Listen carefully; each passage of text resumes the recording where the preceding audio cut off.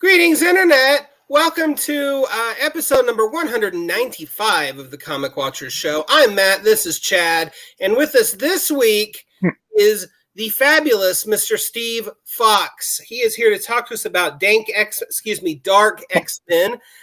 Issue number 2 is just out, and it's just kind of reading like a crucial piece of the Fall of X. Of course, Steve has had a lot of other awesome things to his credit, including X-Men, House of 92, and Archer and Armstrong Forever, as well as All Eight Eyes currently running over at Dark Horse. Steve, welcome. Welcome. Yeah, thanks for having me. Dank, dark, whatever. Smoke them if you got them. our friend Mike would probably go with dank because he's the resident pothead for the site, but we love him, and we never get tired of talking about how much he loves weed. So yeah, smoke if you got him, indeed. So Dark X-Men. First of all, how in the world? How good does it feel to be playing like in the formal official X-Men sandbox as opposed to adjacent to it with House of 92? Well, it's obviously I'm very grateful. It's very exciting. But I did joke back when I did 92 that I kind of got spoiled because my first X-Men gig, I could kind of do whatever I wanted, like kill who I wanted, use who I wanted. There was no character draft going on. And I think by the end of that, I had asked Salva to draw like over 130 different characters. So, I like got my money's worth out of X-Men 92, House of 92. But obviously it means a lot to get to contribute part of the official Fall of X story and work on these in-continuity stories with characters I love and love to hate, like Azazel and just random weirdos like Zero. So it's been a lot of fun. There is an interesting lineup of characters happening here. So you mentioned, and I realize this is probably said tongue-in-cheek, but you mentioned a character lottery, so to speak, for the X-Men, which makes sense because there's like thousands of them. Yeah. How do you, or did you, go about choosing some of the characters for this cast, this extremely eclectic cast of characters? Yeah, I mean, it really wasn't that tongue-in-cheek. We do have a character draft. So, I got contacted to do Dark X-Men last winter. I want to say like early December. It wasn't long before my birthday, and I remember thinking it felt like a birthday gift. And so when it came to me, Jordan White, the head of the X-Men line, he said, Madelyne Pryor, Havoc, and CB thinks it would be cool if you used Albert, the Wolverine android. So that's all I started with. And then I went away and put together my ideal cast. And my first draft of the pitch is very different from what ended up happening. Because can I swear on here? Absolutely. Because Jordan had given me the lay of the land, so to speak.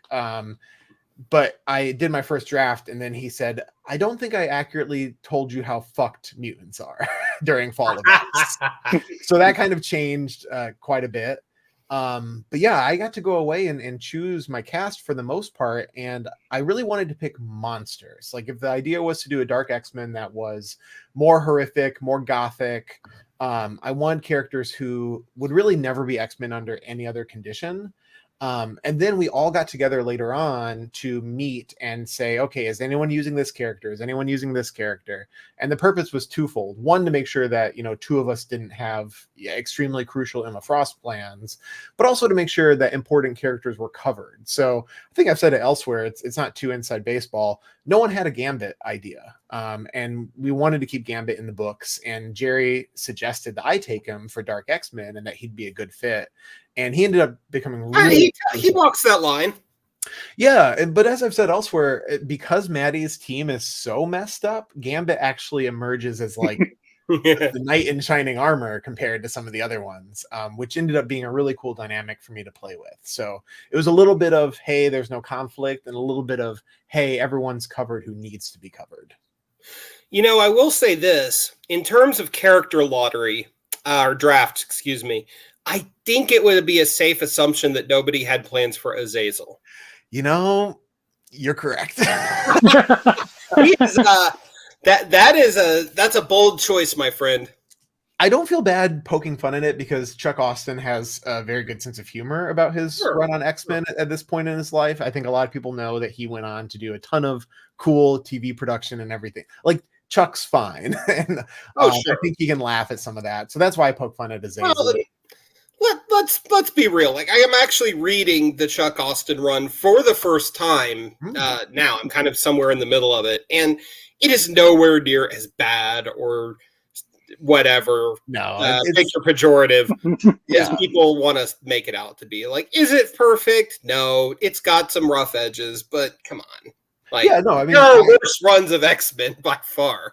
I know, and I read it as it was coming out when I was younger, so there are things from that. I don't know if you've read the X-Men Unlimited arc I just did with Stephanie Williams. I haven't got to it yet. We brought back Sammy the Fish Boy, who's also from Austin's run. So there's fun stuff to pull from that era.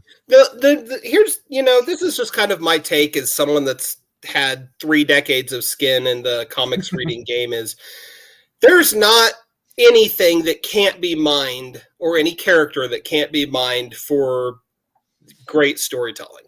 Period. Yeah, my only like hard and fast rules is like I would never take on retconning a retcon. Like, I feel like once you like, I would never try to make Wanda and Pietro mutants again. Like, once you do that, you kind of got to commit to it, I think. But as far as characters that have like infamous reputations like Azazel, there's a lot of fun to be had for him. He ended up being one of my favorite characters to write. And if you're making a list of mutants who are just dirtbags, who like would never cross the line that Mystique and Magneto and all these other former villains have crossed, he's pretty high on the list. Sure. Plus, I went back to House of X when Jonathan Hickman and was it Pepe? Sheedy? Sorry, was it Sheedy that drew House? No, Pepe Larraz. Pepe Larraz, that's right. Okay. Jonathan and Pepe have the villains come through the gate with Apocalypse. So I looked at that lineup and saw who I could pluck from there. So now that issue 2 is out, you see Callisto's in the book. She was on that page. Azazel was on that page. Implate was on that page. Even Animax, who's like in the background of issue 1, she was on that page. So I was trying to pluck the villains who we know came to Krakoa, but we never saw show up afterward. Chad, jump in. Well, I know that our fans and our people on the site are big X-Men people usually, but for those few people, including me, how does Dark X-Men fit into the whole Fall of X? So Dark X-Men, I would say that if you want like the core Fall of X story, the main plot beats, yes, those are happening in X-Men, Immortal X-Men, and then you have X-Men Red handling the Rocco side of it. The rest of us got to kind of pick our corners of the world to explore, and I was particularly ignited by the Fall of X premise, the idea that things were so bad for mutants that that limbo could become a safe space. Like, it's so bad out there in the world that this is where you would want to go for safety. And also the idea that, Orchis is not just an anti-mutant group. They're a conglomeration of like all the anti-mutant groups we've dealt with before. And we've seen mutants throughout the years have various lines they will or won't cross when dealing with that kind of stuff.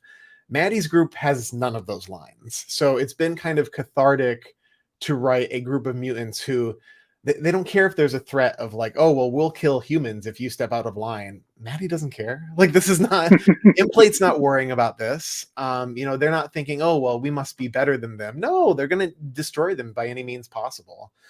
So I would say that I loved the scenario presented by Fall of X where things were so dire. But also Dark X-Men really grows out of Dark Web, the event last year with the Spider-Man crossover. I think Zeb and everyone else involved with that created something really neat in the Limbo Embassy. I pretty much like immediately moved in because I also touched on it for the Pride story. I have another story coming up that hasn't been announced yet that's set in the Limbo Embassy. So I've really enjoyed that setting. And I would say we kind of directly build off of Dark Web in that sense. I was going to say, like, if you, starting with Hellions and then the Dark Web X-Men and now Dark X-Men, Madelyne Pryor has had a really interesting arc throughout the Krakoan area. And really, like, she's one of those characters that obviously has a very rich history, but I think a lot of that history skews towards portraying her as a villain. Whereas here, it's like, yeah, she's not always nice, but at the same time, she's not, she's not, nothing. She's very gray morally. Yeah. And what's your take on Madelyne? I think she's a character that really deserves to shine, and she's getting that moment. Yeah, I mean, I think it's enormously interesting, even if I take myself out of the equation, that Madelyne Pryor has had such a fruitful period since Krakoa, because also New Mutants, Vita, that Vita explored Madelyne as well. And Madelyne is not a character, if you're from like the last 20 years of X-Men fandom, you don't necessarily have any strong opinions on Madelyne Pryor. She was gone for a lot of that. Throughout the 90s, she only appeared in some really odd places. And the other weird thing about, X-Man, it's weird, it's incestuous, it's like better not to say that. But the weird thing about Maddie too is that half the time that she's shown up since Inferno, it's not like really Maddie. It's an alternate reality Jean Grey possessing her body, or it's a construct, invented by Nate Grey, or it's kind of weird stuff to untangle. So I really just looked at like the two poles of Madelyne Pryor. Her original era leading up to Inferno, and then since she's been back in Hellions. It's not to say that the stuff in between didn't happen. It did, and there's little references here and there, but it's so much for a current reader to untangle. I think you really just need to know that this was this woman who got an awful life circumstance that she knew nothing about. She was thrust into this position of demonic power that drove her crazy, and then she died, and then she was gone for a really long time, and now she's back, and she's trying to carve out a life for herself. And just as soon as she finally reaches some sort of peace with the woman that she's genetically based on, that woman gets stabbed and discorporates, and everything's terrible. So when you consider the fact that Maddie's been like alive for maybe 2 years ever, she's gone through a lot in those 2 years. Yeah, definitely.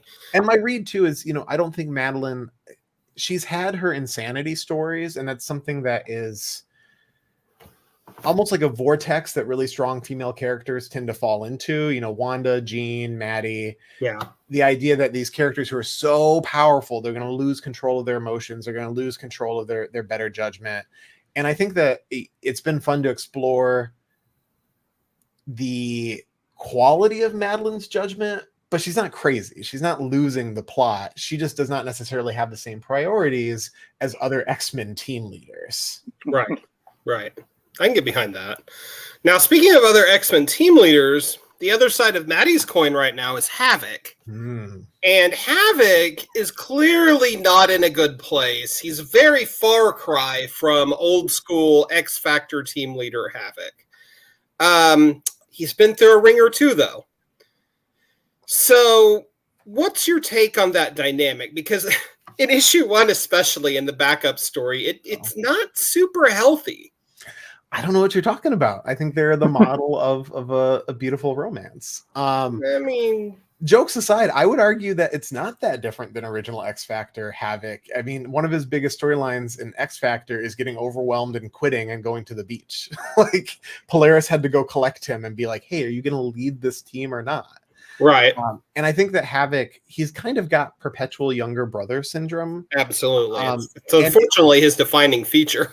Yeah. And that's really one of the toughest things, especially, it's inevitable that we as creators, we're getting like social media feedback and all of that. And fans of characters really want to see these characters shine. But the trick is you usually like them for their flaws as well, even if it doesn't feel like it. Like if Havoc was great at everything and he never made dumb decisions and he never failed and he never like got overwhelmed and quit, he wouldn't really be Havoc anymore. He'd just be another Cyclops, and you can't have 50 Cyclopses. It's kind of like the Peter Parker trap. Like a lot of people want Peter Parker to be happy and get married and not have problems anymore, but then he's not Peter Parker anymore. Like you're not reading him to have a great life where nothing bad ever happens. So I hear the, is Havoc ever going to catch a break? No. No, because then he wouldn't be Havoc anymore. But I really love Havoc. He's been one of my favorite characters since I was a kid, because that Larry Stroman jacket design is just like so cool. Yes. And then when I got older and realized, like, oh, the Neil Adams design is also perfect. And even the really weird one he had later in X Factor with the big red gloves, like, he's had a ton of cool outfits. And I think that it's just relatable that he kind of struggles to do the best he can under difficult circumstances. Mm-hmm. And oh yeah, I mean, Lorna, also another powerful woman who had a bunch of insanity plots. So yeah. I think that Maddie and Havoc genuinely care for each other. That's certainly how I'm writing them. Like, there is a real love and care there. I don't think they're a normal couple that are going to sit around the limbo dinner table and calmly discuss, their limbo property taxes. Well, no, she enters issue 1, carrying the arm of a demon. And I mean, that's how she says hello. She's bringing home the bacon. Chad, jump in. Yeah. So, I'm just taking another step back. I mean, what's your history with comics, and I guess in particularly the X-Men? Yeah, so I'm a kid of the late 80s, and when I was very young, probably 3 or 4, I saw Pride of the X-Men on VHS, right around the time that the Toy Biz action figures were first starting to roll out. One of the first ones I ever bought was Kane, Garrison Kane, with his like string attached hand. Shooty hand. Yep. And I think that just made kind of a lasting impact on me. And I don't say it to like sound like I'm a really hardcore fan, but I just have never not been an X-Men fan since then. I was like 3 years old, and I started reading the comics right around then, and I never stopped. So it's just kind of been one of the only Pokemon and X-Men have been like the only constant, entertainment franchises in my life. And I was a preteen when Grant Morrison and Frank Quitely and everyone else came on the book. So that really blew my mind and set me down the Vertigo path, which is the other like big influence in my life. I followed Grant back to all their other stories. So it's just kind of been that nexus for me the whole time. That's why getting to do something like X-Men 92, it was a mind screw in certain ways, because it was the first thing I ever did for Marvel proper. And I kind of had the attitude of like, oh, maybe I'll get to do like a backup story or, some random character I never thought of. And then it's like, oh, hey, do you want to do like animated style X-Men for 5 issues and do whatever you want? It's like, oh, yeah, I guess I'll just quit afterwards, because what do you do after that? Dark X-Men. Yeah, horror. So. I can never top this.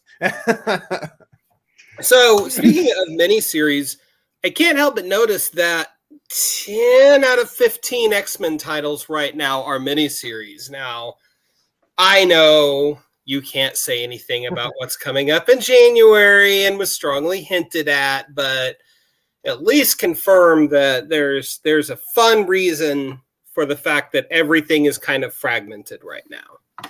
Yeah, I mean, I think we knew from the start that Fall of X was going to be a discrete period of time. It was going to cover a specific moment in X-Men history, and this was an opportunity to do stories set in that specific moment. So there's never a time period when any of these books weren't miniseries. I got the call for Dark X-Men, and on the very first call, it was, this will be 5 issues. Like there's no hope that this is going to continue. You're telling a complete story. I can say that I'm telling stories after December when Dark X-Men ends, so there's certainly more plans to come. I'm deep into a spring book right now. So even darker X-Men. Even darker Vanta Black X-Men. So, we've got more to come, certainly, but it's been revealed that the Fall of the House of X and the Rise of the Powers of 10, those are coming next year. You're going to find out more about those soon. And Resurrection of Magneto, which I've seen the entire first issue of art for, and it looks crazy. So we have a lot of more fun stuff planned. Obviously, I can't tell you beyond that, but I can say, I'll be on shelves in January with a different X-Men book than what I'm writing right now. So I have to, one of the things that has really just grabbed me, and I'm certainly not alone in this, is ever since the 2019, when the whole Krakoa era kicked off, how tightly interwoven and pretty seamless, like all these X-Men books have been. and I know part of that was kind of having an overseer with Jonathan Hickman, who was puppet mastering whatever. And that sounded a lot more sinister than I meant it to. Yeah. Whatevs. But I mean, and tell me if I'm wrong, but I just think this has been the most exciting period of X-Men line wide since like the early 90s. Yeah, you're exactly right, especially the ones I write. No, I mean, listen, when Hickman was announced as coming on the books, I was working in comic book journalism. One of the last things I ever wrote for Pace Magazine was the write-up of Jonathan Hickman is going to be doing X-Men. So I do feel like of the creators working on the books, I do have a unique arc in that sense, that I went from announcing the news to writing some of the books. And yeah, it energized me. Like I said, I never stopped being an X-Men reader, and this is no insult to the books that came before, but it was just such a kick in the door and announce yourself moment for the line. Yeah. And absolutely. Yeah, I think it's just it's the same thing as when Morrison took over, except it's the whole damn line together. Right, because working on like one narrative from multiple angles across multiple books. Yeah, because that's the thing. I mean, I loved the Morrison era, but they had no say in what Joe Casey was doing or Chuck Austin or Chris Claremont. The only unification was that everyone was in black leather for 3 years. Even that started to slip away, like a year in. But I will say, so, I came on after Jonathan finished his part of the story, but I'm really good friends with several people who worked on the line prior to that, Tini, Vita. And I do think there's a misconception that Jonathan had like a master plan, and it was like, okay, you're going to do this part of my plan. You're going to do this part of my plan. It really was more like kind of a D&D guidebook where he helped build this premise and then picked people who are going to run off in their own direction. So it's always been a sort of like, okay, well, you want to go in this direction, you want to go in this direction, and cool, do it. And I think Jordan, White, and Jerry, and Kieran, and Al have been really great about continuing the spirit of that, where we have these sort of pillars of the line where we know the main story is evolving, but we all get to kind of go into the different nooks and crannies. And for things that haven't been announced yet, so I have to choose my words carefully, I've worked really closely with Jerry and with Al and with Kieran to make sure that things are lining up and coordinating on different characters and in some senses directly handing off characters. I've also mentioned that with some of the mutants you saw in the first issue of Dark X-Men, you're going to see in Uncanny Spider-Man and in Iceman. So we've been able to kind of coordinate, and we talk every day on the Slack. We plan things together. We make sure that plot lines are going to get tied up. It's been a really cool collaborative environment, and I think a very unique experience in comics. There have been other times where a group of creators are working together closely, but I think the scale of this has been really impressive to see. Absolutely. I'm hard pressed to think of another storytelling initiative that matches the Krakoa era for scope and cohesion. I mean, I just can't think of anything.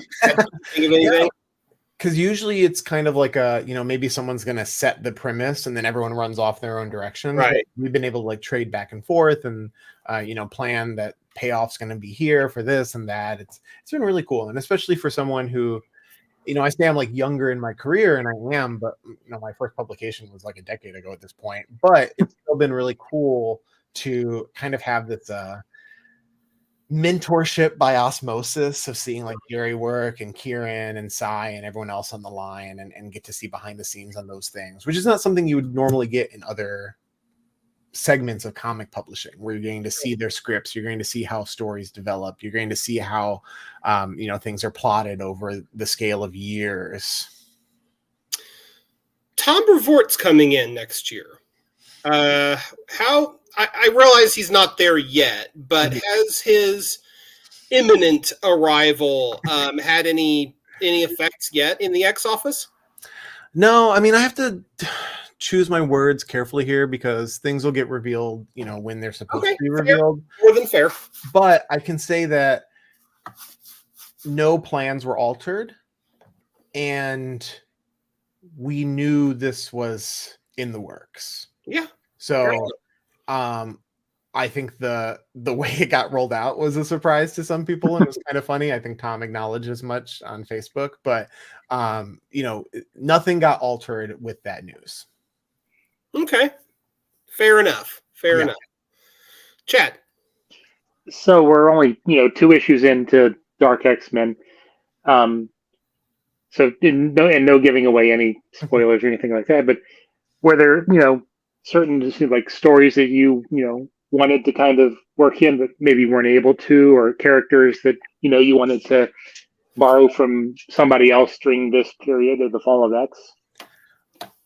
I will say, so you have to be careful when answering things like this, because if you give, I know.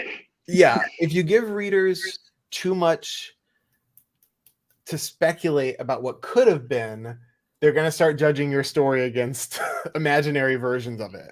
Understand. I will say Maggot was not originally in it. I lost one character during the draft, and I'll never say who publicly, but and then I ended up taking on Maggot, and I love Maggot, so that was a cool pivot to make. I am the biggest Maggot stan. I love Maggot. I've always thought he's such a weirdo. Yeah, I mean, that's the thing. I love that's what makes him a great X-Men character. And I love visible mutations, and I think that's clear from the team. The only characters without visible mutations are the ones that were brought to me from the start. Like everyone else is a weird freak. And that's what I love about mutants. The ones who aren't beautiful models with really cool powers. I like the ones whose digestive systems are on the outside. But yeah, so I'll say that. And then the other thing is, when you take on a group of characters and existing IP, it's hard not to think of other stories. Like, if Jordan called me up tomorrow and was like, hey, can you rush out 5 more issues of Dark X-Men? Like, yeah, I would have stories to tell. Maddie is such a fascinating character. The other Dark X-Men who survived the miniseries are really fascinating characters. So I certainly could have done more, but I will say that start to finish, I fit in everything I really wanted to fit in. And I feel like pretty much everyone, and I picked a big cast. I would love to go back in time and ask myself what I was thinking, but everyone gets to do something over the course of the book, and everyone gets a little bit of growth, a little bit of death in some instances. But I could have done 15 issues more, but I got to do everything I planned to do. Which characters surprised you when you started writing them? Azazel for sure. I think that he's a really fun dirtbag. I think it's fun to write someone who's just so nasty and uncaring. And I joke that so the Trench Coat Brigade is a DC concept, so I couldn't say it in the books, but Gambit, Azazel, Implate, and Maggot are like my little trench coat brigade in this book, because Jonas Scharf, who's just been like the best collaborator I ever could have asked for, his redesign of Azazel has a bit of a trench coat moment. But yeah, he ended up, and Jordan and I laughed about him when I first proposed him too, because he was like, I was originally going to kill Azazel in the first issue. Like, it was going to be a bit of a joke of like, oh, it's Azazel and he's dead. And Jordan was like, actually, I think if you're going to use him, you should really, really figure out something to do. So he ended up being really fun. He plays a big role towards the back part of the series. So he definitely surprised me the most. And it was also really fun to work with Carmen, who as of issue 2 is now going by Faint, which is the name that Vita originally intended for them. So Vita and I are friends, and I texted them about Carmen, a question for Carmen's backstory. And Vita mentioned, oh, maybe you'll have room to finally give her her real name. So Gimmick was never supposed to last. Interesting. And it was fun that I had like the perfect panel in issue 2 where that could happen. So I was glad we got to include that. I do think it's great that the Children of the Atom kids have not just been forgotten. Yeah, I mean, the reason I chose Carmen was I think a very unique thing about the X-Men is that there's almost always a younger viewpoint character. From Kitty to Jubilee to Pixie to Armor. It's such an X-Men tradition, and I really wanted one for this team. And I really wanted it to be a character tied to the Krakoan era. I've said all the time, like, I'm a huge fan of the Academy X kids, and I easily could have chosen one from that group, but they've had 20 years to appear here and there. So I really wanted to pick someone who was brand new, exclusive to Krakoa. And I felt like Carmen's story never got the payoff it deserved of her coming to Krakoa and coming into her own as a character. And then I really lucked out that I got the Pride story to kind of bridge that gap and show what she'd been up to since coming to the island. Okay. Chad? How is it, the creative process working, with the rest of the creative team? I mean, I'm sure you guys like bounce ideas off each other and stuff like that. So, no, I dictate everything. Tell us about your creative team. Maybe Matt can give us the name, or you can give us their names. I don't have that information right in front of me. Yeah, no, I dictate everything, and no one's allowed to question my judgment at all. Absolutely. Jonas Scharf, get in line. Frank Martin, Clayton Cowles, yes, you guys. No, for me now. Working with Jonas and Frank and Clayton, it's been, I really like, there's a nervousness to doing any book on a big stage, especially an X-Men book, especially one during a time when the line is under so much attention. But from the moment Jonas was attached, I was like, okay, at least it's going to look great. Like, I do not have to worry about how cool it's going to look. And regardless of how people feel about what I wrote, it's going to look amazing. Yeah, and it does. Yeah, I mean, Jonas, he brought this gothic sensibility. I think he ended up being so perfect for it because he doesn't skimp on the action and the physicality of the character, but he has this horror side to him. He has this sort of like grand Gothic Victorian side to him that's just gotten creepier and more disturbing with each issue. And this, one of the funniest things is that when we wrote the first two, there were moments where editorial was like, oh, I'm not sure Standards and Practices is gonna let us get this gross. And then Russell Dodderman's pages for the Hellfire Gala came in where the smashed. And I was like, what? What? Like, I demand more intestines. And I got them in the rest of the book. But I DM Jonas and I was like, okay, look at this page coming up from Wolverine and look at this Hellfire Gala page. We have to get grosser and meaner now. He's just been so great. He's had a lot of fun. So I like, whenever I get a new collaborator, I like to find out, like, what do they really want to draw? Are there any characters they'd love to see? Is there stuff they really want to avoid?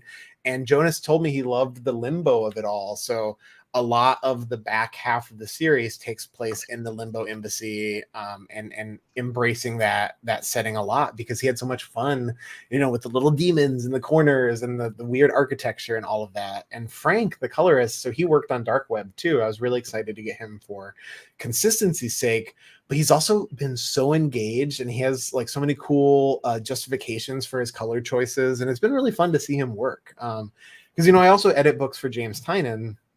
So I see stuff through that side of the creative process. But 2 out of 3 of the books I work on with James, we don't have a colorist. It's the artist is also the colorist. So I don't always get to see that process broken down really closely. And watching Frank work and hearing him talk about it has been really cool. Have I been saying James Tynion's last name wrong the whole time? You just kind of blew my mind because everyone does. He knows. Yeah. It's Tynion. Wow. 2 syllables. If I ever meet him, I will make sure to get his name right. It's not Tinian, but his company is called Tiny Onion because he knows people will say it wrong. So it's all in good fun. So go ahead, Chad. I was gonna say, you mentioned that you went from writing journalism to writing comics. How was that transition? How did you make that transition? Because there are 2 different ways to write for, I guess, the same audience, if you want to say so. Yeah, well, so I always had kind of a funny junction for it because before I started writing for Paste Magazine, I'd already published comic stuff. My first published comic was the result of a Top Cow talent search, and I actually won it the same year that Teenie Howard won it, and that Isaac Goodhart, who's the artist on Christopher Chaos, and our friend Phil Seavey, who's started doing more and more Marvel work, He was one of the runner-ups, and our friend Ryan Cady, who's also starting writing more and more for Marvel, he was an editor there at the time. So we all kind of found each other and have stayed like super close friends ever since then. But so my first published anything was a comic book. Then I transitioned into doing more journalism while I was still working a full-time job. I used to work at Random House as a children's editor. So I just kind of like, if there's a hat to be worn in publishing that doesn't involve technical skills, I've probably done it at some point. If it involves knowing anything about computers, I have not. But journalism, because I knew I wanted to do more writing in comics, I was never doing reviews. I was never doing like super critical pieces. I was doing a lot of creator interviews. I was doing a lot of like news announcements. I think I did learn a lot of very useful things about economy of language, about clearly communicating what you're trying to say, because that matters a lot in comics. You don't have infinite space in these panels to just drone on and on and on. You kind of have to get your point across. So I think that's definitely a skill I took from comics journalism. The other big thing was the exposure to different creators. My first interview ever was Kieran Gillen, which is really weird because now I work with Kieran on books. But getting that peek into the creative process for years as I was trying to get my own career off the ground was really useful. I wouldn't recommend people start that way because I don't think it's like a foolproof pipeline. It doesn't really matter what you're doing as long as you're writing comics, writing scripts and honing your own skills. You don't need to be working in a industry, related to it. But I do think there are ways that it helped my writing abilities. Well, look, I mean, you say don't go the route you did. But hell, Chad and I have got several years skin in the game at this point, so we might as well go. I mean, if your goal is to write, X-Men comics, you don't necessarily want to start. I'm going to pitch Not So Dark X-Men. Well, so X Babies return. Speaking of last names, I'm going to butcher. David Pepose. I actually don't know how you say Pepose. it. Pepose. I mean, he worked for years in comics journalism. Now he's launching a new Punisher. He did Savage Avengers. Mm-hmm. So it was, he and I had similar paths in that way. Yeah, he's a good dude. We've interviewed him a couple different times, and actually, we've got a third interview coming up here next month, Chad. I think. Maybe if he doesn't have COVID again. But poor guy. But yeah, don't go to cons. I don't. So you hear that, Chad? You're getting COVID in New York. Well, I can't go this year, so surprise.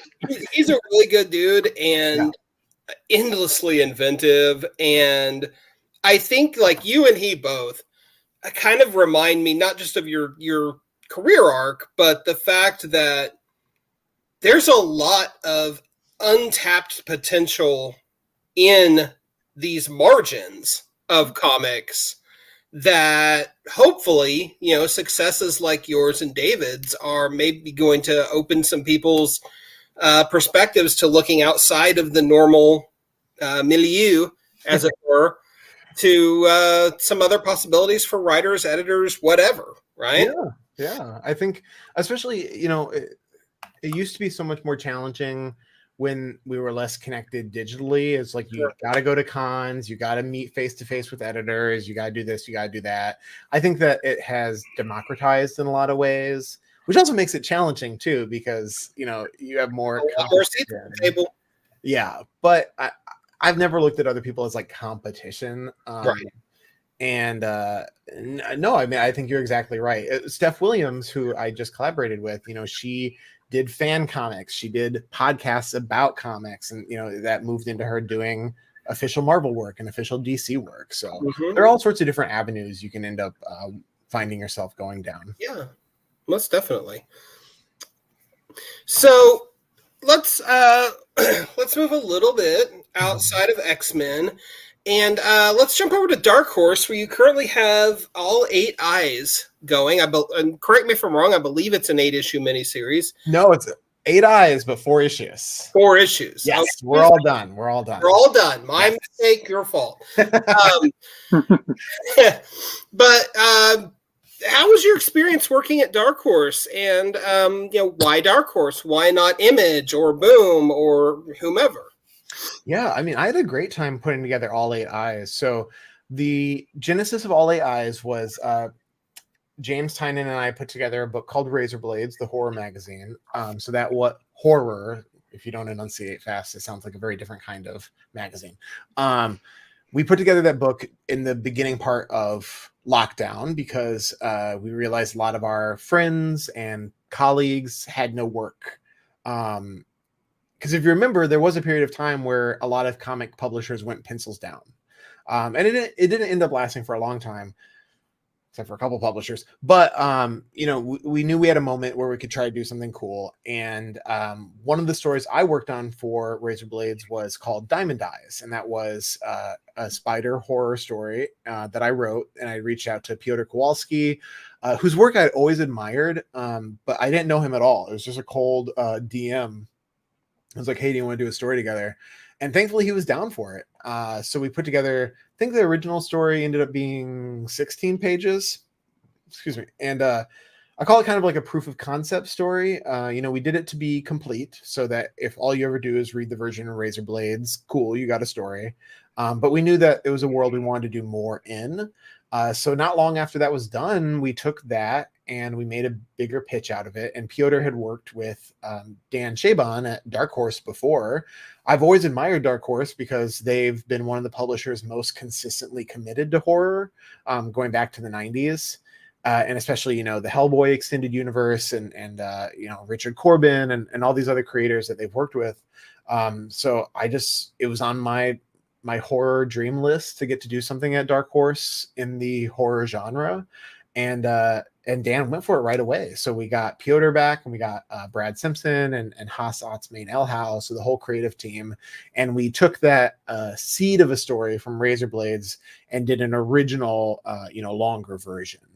And it's really just kind of a straight up homage to creature features like alligator and grizzly and piranha and of course Jaws. You can't really get out from under the shadow of that. But I just love unselfconscious, genuine 80s horror.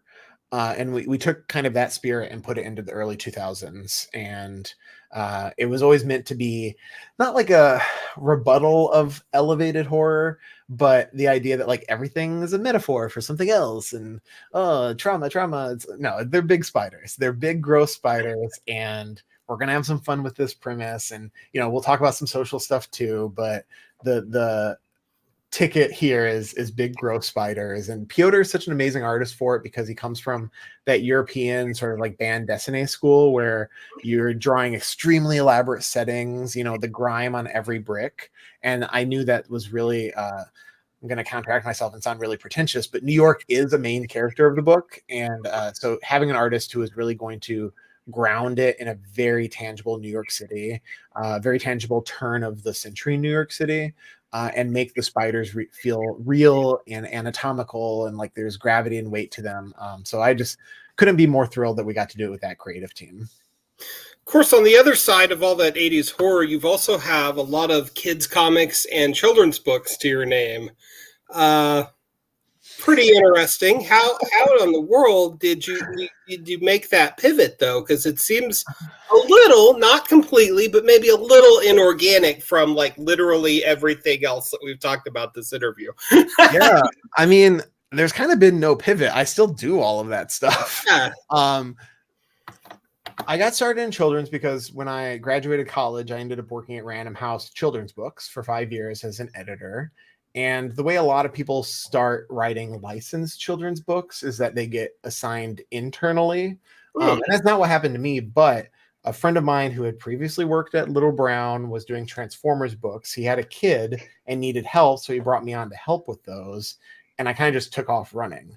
So I've written for properties like Transformers, My Little Pony, Baby Shark, Mario, Pokemon, Justice League, kid stuff. I've done like all of those. I've done close to like 80 licensed kids books now, I think. It's just kind of fun. I don't want to say easy or simple, but it is often simpler than, you know, a 100-page X-Men story. And it goes back to the same thing. It does help learning economy of language when you have like a literal cap on how complicated the wording can be, how long the sentence structure can be. But mostly I just do them for fun. And I've slowed down now because I have so much comics work that it's hard to juggle both of them. But it led pretty directly to everything else I do, because eventually that helped me get Spider-Ham at Scholastic, which is what got Jordan's notice to do X-Men 92. So I love getting to do both. And even now, you know, I've got Spider-Woman coming up, but I also still do Spider-Man kids comics for the European market. So I've written like 300 pages of Spider-Man kids comics that are only published in a continent I don't live on. But it's fun. It's cool to do both of those. And I like writing for kids because they don't tweet at you. They don't like something. Not yet. Not yet. They'll grow into it. They'll do whatever the version. Yeah, they'll send me mean TikToks someday, I guess. But Peter Parker doesn't have a euro to his name. They're still set in New York. They're just published in the UK. Okay, that's funny. So looking ahead, Jessica Drew's got a new series with your name attached to it, and I want to say, and it was originally, I think, announced as a miniseries, but then graduated to ongoing over 2 months before the first issue even came out.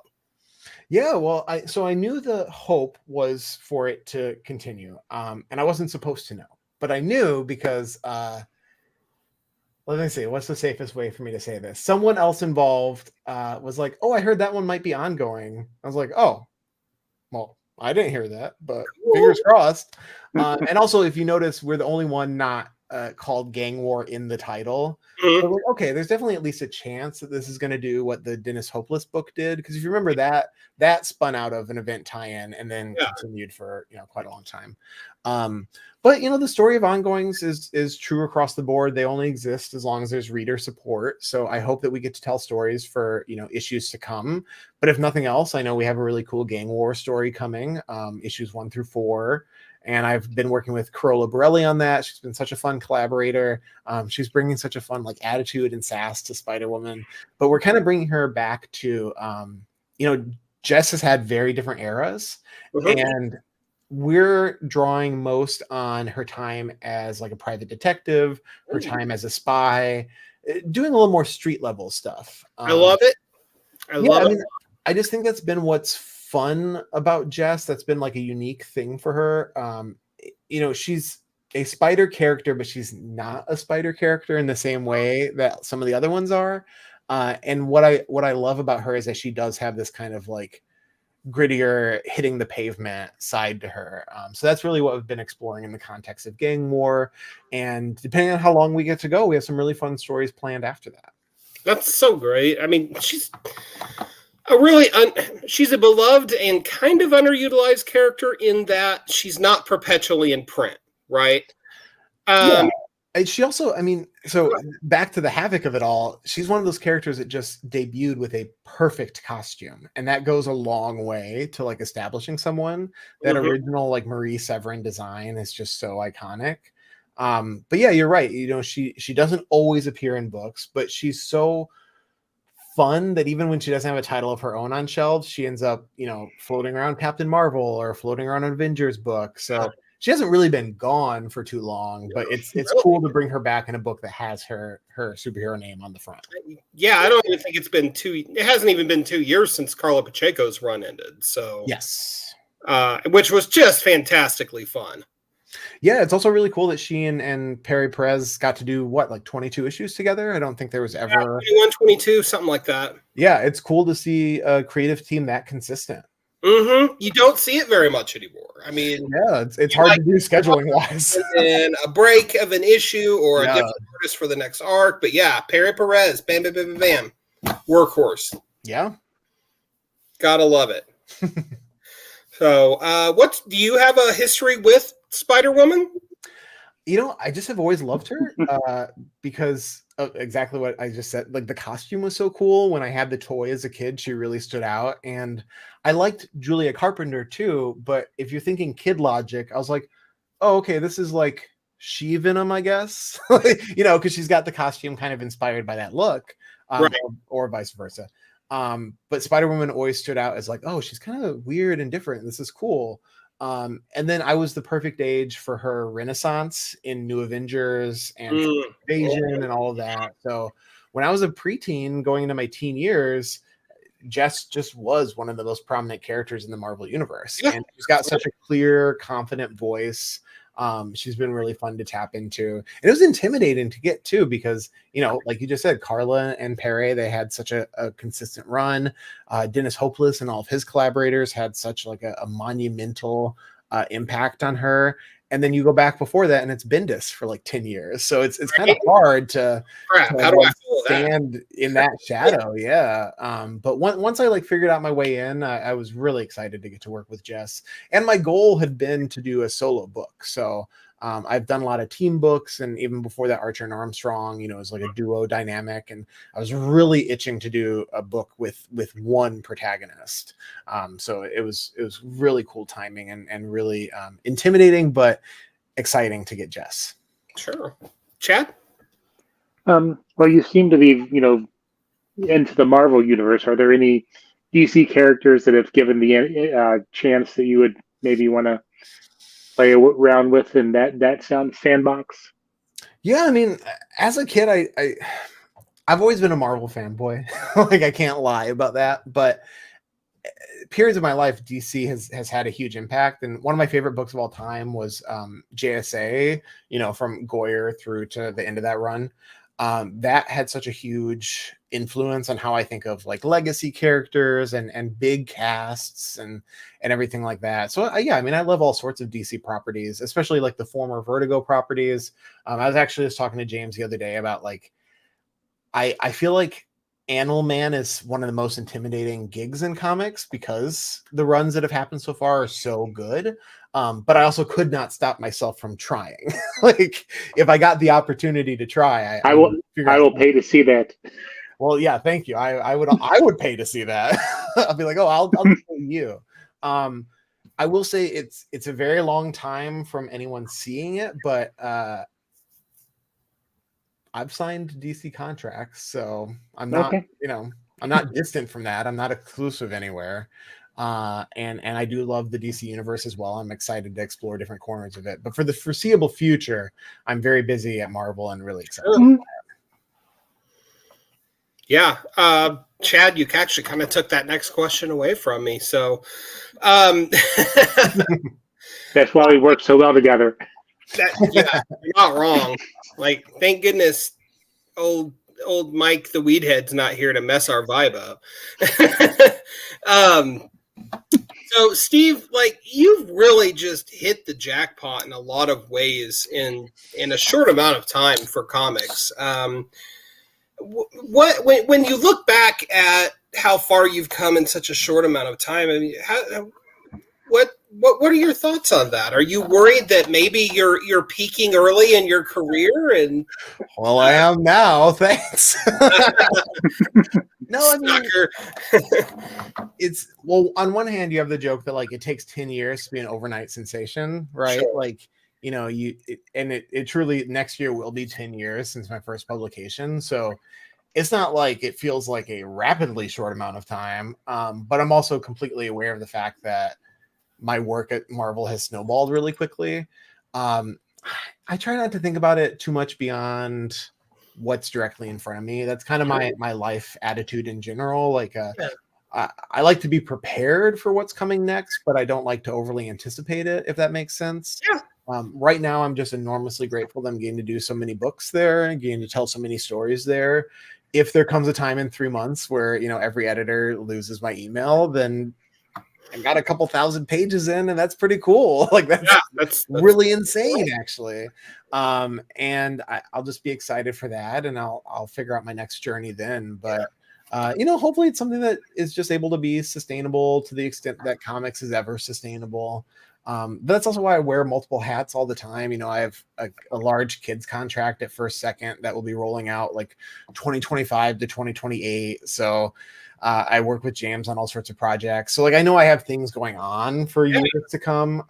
And it's cool that Marvel's such a big part of it now, and I hope that continues. But you can never count on anything in this world. So I just try to enjoy it as it lasts. I think that's a really good attitude. One last question is what can you tell us that we have to look forward to in the remaining issues of Dark X-Men? What I can tell you is that issue 2 was what I always thought of as the quiet issue. And it kind of is pedal to the metal for the rest of the book. So, the issue 2 ends with half the team on a boat with the Morlocks and a very different Archangel threatening them, and the other half of the team approaching Marisol Guerra's village in Mexico. So we're going to see how both of those stories play out in 3.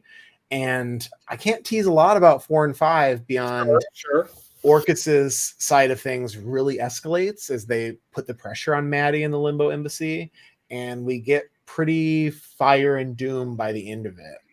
Not all those characters live throughout the series, and some of them meet pretty grisly ends, which I was excited about.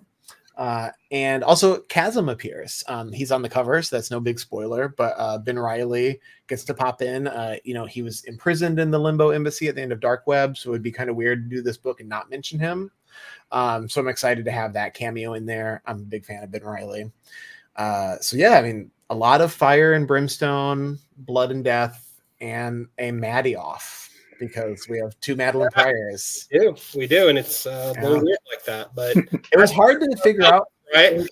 It took a lot of time to figure out the antagonist for the book. She was really kind of the last piece that fit into place, because it was hard to figure out someone who could give Maddie a run for her money. And then I just decided Maddie. Yeah. Thanks to Cullen Bunn for leaving her around. Well, Steve, thank you so much for your time. I'm glad we actually got to do this time. Yes. There were no freaky storms up your way. Yeah, no tornado. It was a tornado like 10 minutes. Tornado, that's right. Holy cow. I live in Oklahoma, so I'm very well versed in tornadoes. We're not up here, so it was scary. Right. Yeah. Like for us, it's like, oh, okay. But yeah, different story up north. But thank you so much, and congratulations on Dark X-Men and All Eight Eyes and everything else that you've had going on in recent years. Chad, did you? I was going to ask him where we could find him on the social. Oh, yeah. You can find me at Steve_Fox, FOXE, on Twitter, which I don't use very much anymore. Because there's reasons. Yeah, because no one does. And I have a newsletter that I've been pretty bad about, but I think as Twitter finally has its death gasps, I'll probably need to bring that back. Otherwise, my website, stevefox.com, I keep very updated with everything that's coming up. So that's the best place to see all my work in one place. Awesome. Well, Steve, thank you again, and we'll have to do this again sometime. Yes, thank you for having me. Absolutely. So until next time, folks, keep reading those funny pages, and just remember, do something good for somebody, because there's no reason not to. And yeah, it's just a nice thing to do. So enjoy, and we will see you next time.